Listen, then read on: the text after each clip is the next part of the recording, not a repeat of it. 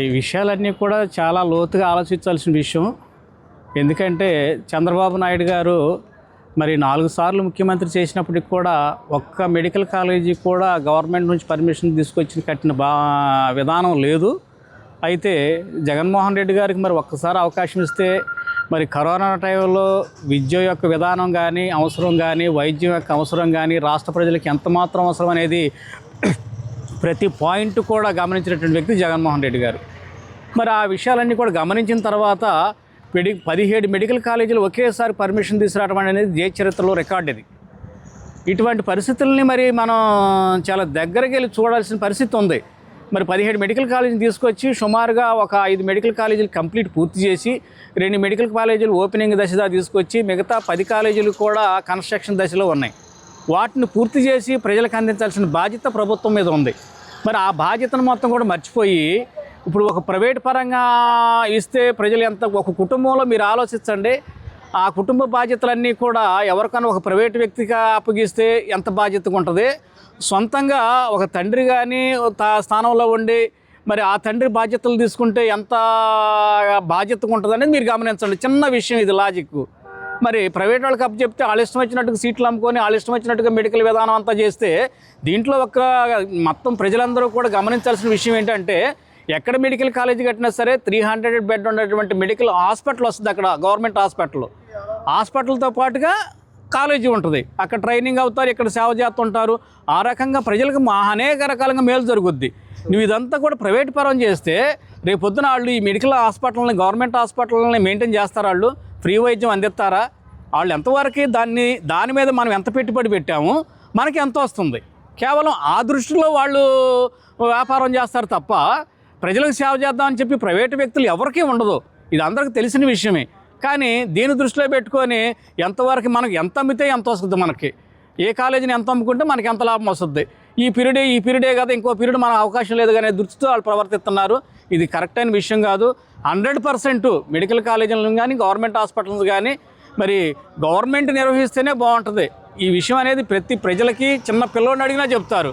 మరి అంత సీనియారిటీ ఉన్నటువంటి చంద్రబాబు నాయుడు గారు కానీ కూటమి ప్రభుత్వం కానీ మరి ఎందుకని దాని గురించి నిర్ణయం తీసుకోవట్లేదు? మరి ఏకంగా 1800 కోట్లు పెట్టి రాజధాని కట్టేస్తాం, ఇంకొకటి పెట్టే ఇంకొక 2000 కోట్లు పెట్టి కోర్టు కట్టేస్తాం, ఇవి చెప్పుకొస్తారు. దాన్ని సుమారుగా 4500 కోట్లు పెడితే మెడికల్ కాలేజీలు పూర్తి అయిపోతాయి. 1,00,000 కోట్లు పెట్టి రాజధాని కడతానంటారు. ఇవన్నీ ఎంతవరకు సాధ్యం అనేది మీరు గమనించండి. అంతంత అమౌంట్ మీరు అక్కడ ప్రజల కోసం నిర్ణయాలు తీసుకోవడానికి 1,00,000 కోట్లు పెట్టి 1,000 కోట్లు పెట్టి రాజధాని కట్టుకుంటున్నట్టారు. కానీ రాష్ట్ర ప్రజలు మొత్తానికి ఉపయోగపడేటువంటి వైద్యాన్ని అందించడానికి మీరు ముందుకు రావట్లా. మరి ఎందుకని అంటే మీరు రాజభోగాలు అనుభవించడానికి, మీరు ఆస్తులు సంపాదించుకోవడానికి అయితే కనుక మీకు ఇవన్నీ కూడా కావాలి. ఇవాళకి తీసుకొస్తే సుమారుగా 2,68,000 కోట్లు అప్పు తీసుకొచ్చారు. సంవత్సరం రావట్ల గవర్నమెంట్ వచ్చి 2,68,000 కోట్లలో కేవలం 4,500 5,000 కోట్లు పెడితే మెడికల్ కాలేజీలు పూర్తయిపోతాయి. ప్రజలందరూ కూడా ఉపయోగపడద్ది. ఈ విషయాలన్నీ మానేసేసి లెగిస్తే ఎక్కడ అప్పు తెద్దామని చెప్పి ఆలోచిస్తారు. మరి ఇవాళ జగన్మోహన్ రెడ్డి గారు హయాంలో సుమారుగా 3,30,000 కోట్లు అప్పు చేస్తేనే శ్రీలంక అయిపోద్దని బెదిరించేశారు. ఆయన కేవలం 5 సంవత్సరాలలో, మీరు కేవలం సంవత్సరంన్నరలోనే మీరు ఏకంగా 2,67,000 కోట్లు అప్పు చేశారు. ఇవాళ జగన్మోహన్ రెడ్డి గారు చేసినటువంటి 3,37,000 కోట్లలో 2,50,000 కోట్లు ప్రజలకి డీబీటీ ద్వారా డైరెక్ట్ వారి అకౌంట్లో వేసినటువంటి ఘనత జగన్మోహన్ రెడ్డి గారిది. రాష్ట్ర ఆదాయంతో కలుపుకొని ఆయన చేసిన అప్పు అది. మీరు రాష్ట్ర ఆదాయంతో కలుపుకొని సంవత్సరంన్నరలో చేసిన అప్పు ఇది.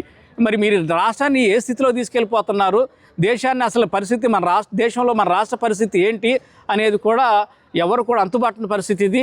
ఈ విషయం ఇలాగనే కొనసాగుకుంటూ పోతే ఆ రోజు జగన్మోహన్ రెడ్డి శ్రీలంకం చేశారన్నారు, ఆయనగా చేసేది మీరు చేస్తున్నారని చెప్పి మీ విషయాన్ని మీరు గమనించాలి. ఎందుకంటే ప్రజలకు ఉపయోగపడే పనులు చేయండి, మీరు ఇచ్చిన హామీలు నెరవేర్చండి.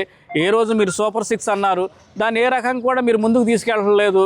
ఏదో అరాకొరా పథకాలే తప్ప ఏ రోజు కూడా మీరు ఫుల్ఫిల్గా ఇచ్చిన పథకాలు లేవు. పెన్షన్లు కూడా అన్నీ కూడా దాదాపుగా లక్షల్లో పెన్షన్లు అన్నీ కూడా వాళ్ళు కట్ చేస్తున్నారు. జగన్మోహన్ రెడ్డి గారు వచ్చినప్పుడు మీరు హయాలు ఉన్నప్పుడు 39 లక్షలు పెన్షన్లు ఉంటే జగన్మోహన్ రెడ్డి గారు వచ్చిన తర్వాత అది 66 లక్షలకు వెళ్ళిపోయింది. ఇలా చూసుకుంటూ ఉంటే ఇవాళ అభివృద్ధిలో కూడా ఎక్కడ చూసినా సరే జగన్మోహన్ రెడ్డి గారు చేసిన అభివృద్ధి కనపడుతుంది తప్ప మీరు చేసిన అభివృద్ధి ఎక్కడా కనపట్లా. ఇవాళ సంవత్సరం అయిపోయింది, మీరు వచ్చి ఎక్కడ చూసినా జగన్మోహన్ రెడ్డి చేసినటువంటి కట్టినటువంటి సచివాలయాలు కనపడుతున్నాయి, రైతు భరోసా కేంద్రాలు కనపడుతున్నాయి. తర్వాత నాడు నేడు స్కూల్స్లో ఉన్నటువంటి 33,000 స్కూల్స్ని అక్కడ రూపురేఖలు మార్చిన పరిస్థితి పడుతున్నాయి. ఇలా చెప్పుకుంటూ ఆ పోర్టులు కనపడుతున్నాయి, ఫిషింగ్ హార్బర్లు కనపడుతున్నాయి. ఇలా చేసుకుంటూ పోతే మరి జగన్మోహన్ రెడ్డి గారు చేసినటువంటి అభివృద్ధి కనపడుతుంది తప్ప మీరు చూసిన అభివృద్ధి ఎక్కడా కనపడలేదుగా ప్రజలకి.